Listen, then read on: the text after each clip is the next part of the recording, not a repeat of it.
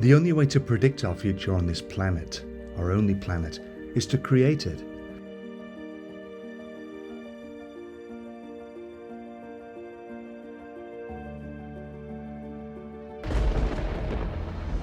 The Paris Accord and the Inflation Reduction Act in the USA, although important steps, fall far short of addressing the catastrophes unfolding. It's clear that events are overtaking us.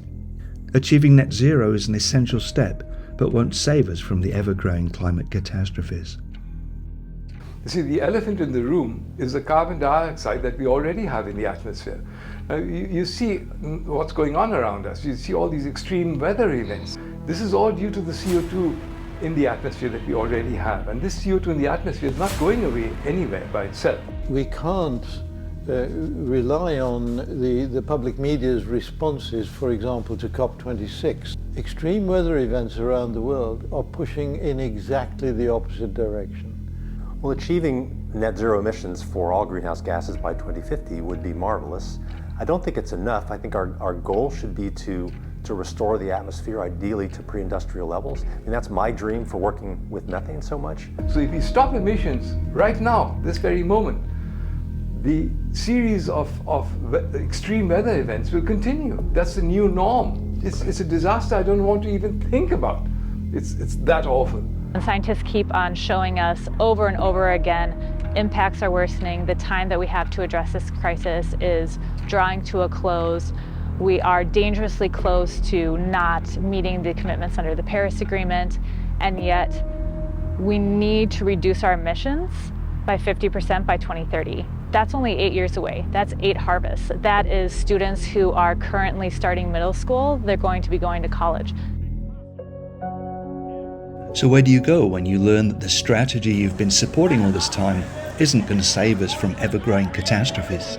So we're off to a fundraiser. It's back at my house, and it's for the people who are interested in restoring a climate that humans have actually survived. So I'm Sharon Fikowski, for those who don't know me. I'm the co-founder and the board chair of the foundation. Well, thank you. Thank you for coming out on a nice humid day. I'll jump right in. We all want to restore the climate.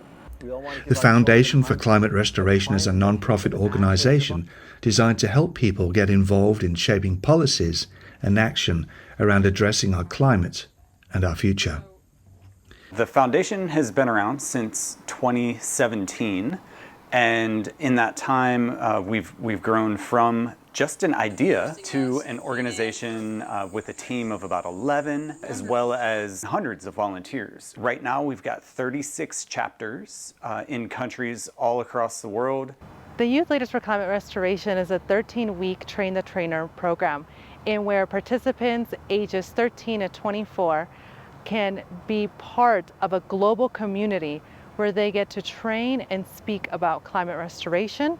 They have opportunities to enter large speaking platforms where they pick a country and research the impacts of climate change, what climate restoration solutions exist or what could exist, and then they take on all that information and apply it to a leadership project where they get to demonstrate not only what they've learned, but really make a difference in their communities and their organizations.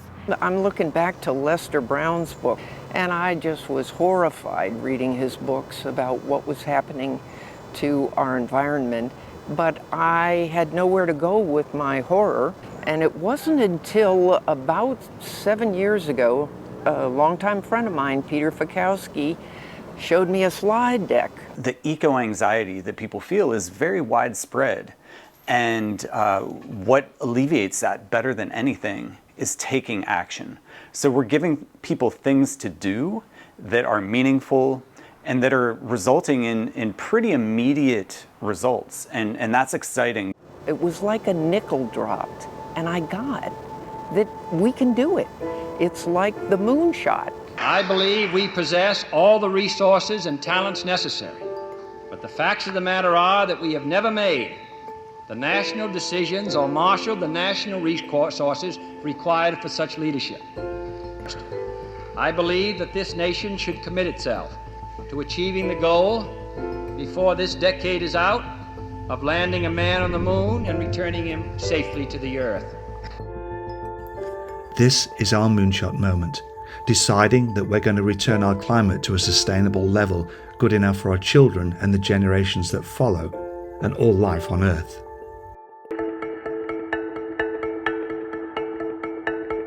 Climate restoration means getting the climate back to levels that humans have actually survived long term.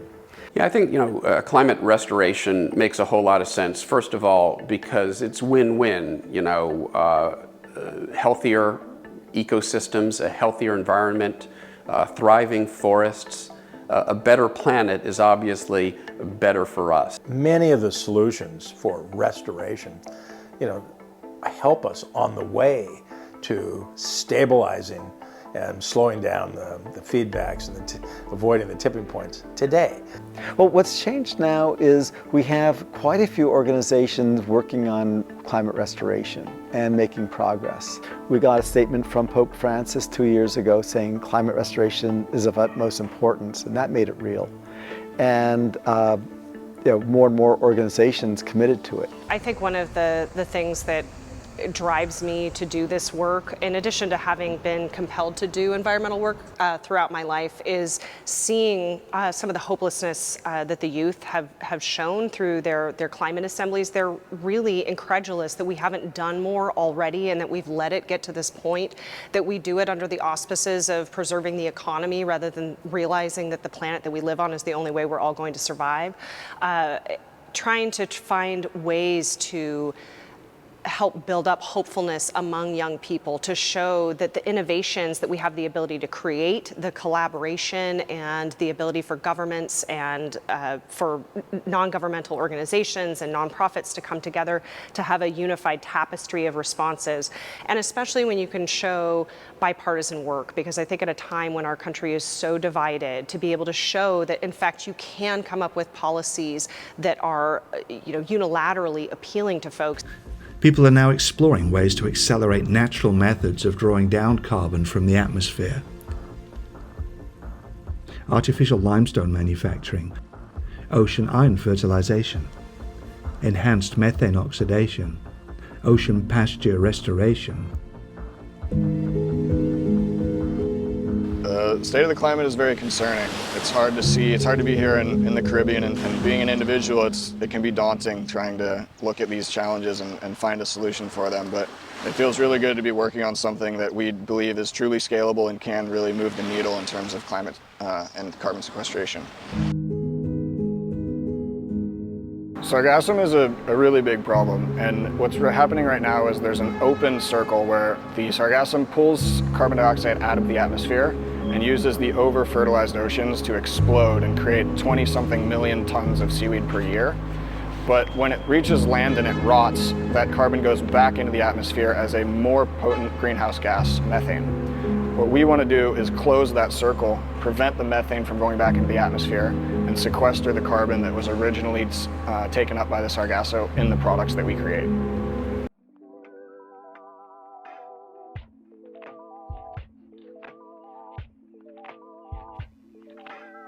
When we first started back in 1997, the awareness of carbon pollution as a problem wasn't nearly as high as it is right now.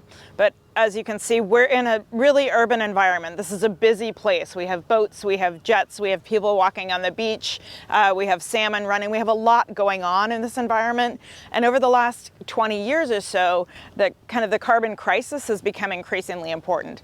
Alongside a need to understand, well, how can we figure out how to cut our carbon emissions, comes really big questions about, well, what is the role of some of our best engineers in the marine environment, which those engineers are things like kelp, things like oysters, things that have been engineered for thousands of years to thrive in these places and to provide core functions that really help our whole marine ecosystem thrive and deliver the suite of benefits that we all need.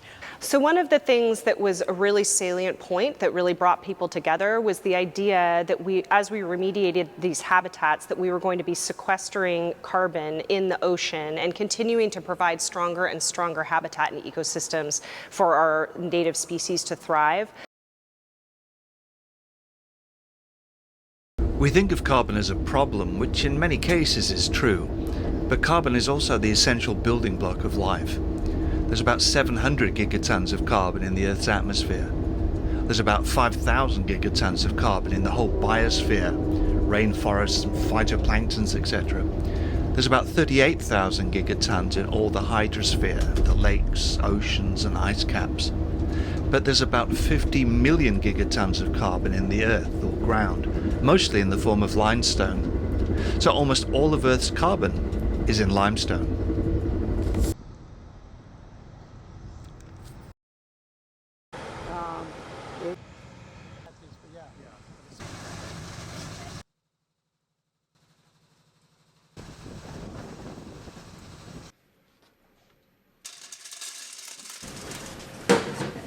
Companies like Brent are part of how we're going to do climate restoration, and there are others that you know, with what we might do with the oceans, what we might do with kelp. You know, these are things that we need to invest in, and we need to perfect and bring to scale as quickly as we can. Here we are, we're in a tsunami zone. We are routinely preparing for a worst-case disaster scenario here in Port Townsend. We have no preparation for a worst-case scenario of a methane burst. And really, the scientists that we're working with are the only ones in the world that are working on that.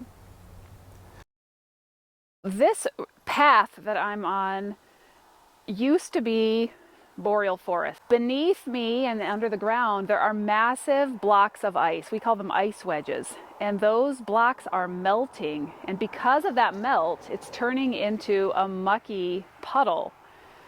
In the next year or two, this puddle is going to become a pond that is really the birth of a new thermokarst lake. It will grow bigger and bigger, and this environment can produce a lot of methane gas.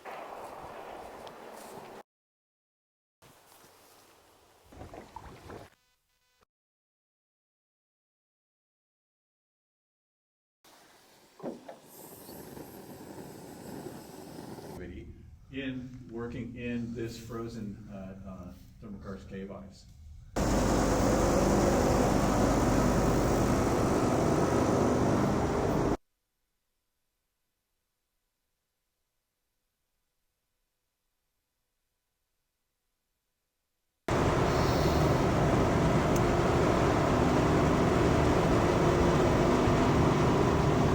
Mammoth. Yeah, you know, as a climate scientist, I can tell you that there are no physical obstacles. We can keep warming below 3 degrees Fahrenheit, a level of warming where we will start to see the worst consequences of climate change. There are no laws of physics that get in our way that tell us that we can't do that. The only obstacles at this point are political will. And I have some faith, if you want to call it that we will ultimately garner the political will to take the actions necessary, but it's not going to happen without pressure from all of us. We're not there yet. We've got a whole lot more work to do, but we can start to see a path forward now where we will meet those targets. If we double down, if we don't rest on our laurels, if we take the win that we have now with the Inflation Reduction Act, but we elect more climate hawks to Congress in these upcoming midterm elections so we can enact more aggressive climate legislation that calls for even faster decarbonization, that prices carbon, that provides greater subsidies for renewable energy, that does enable some of these natural climate solutions at the same time. I was invited on the eve of the United Nations Climate Summit to speak at the United Nations on behalf of the Foundation for Climate Restoration. And that was interesting for me in terms of the question, how are we going to do this? Because it wasn't all about elected officials. It was about, this is a piece of it. We need these local governments and elected officials to come along. But we need religious institutions in the major traditions of the world to come along. So there were representatives from there. There was a papal representative. We need Silicon Valley in the sense of technology to come along. And there were organizations there like Blue Planet. And you really got the feeling, and I think it was very compelling, that it's going to take one town, one city, one province at a time, but it's also going to take technology. And technology alone won't be the silver bullet. Carbon capture, building materials that are carbon negative, you name it. I mean, basically, people were pushing all the chips to the center of the table and saying, we need all these things.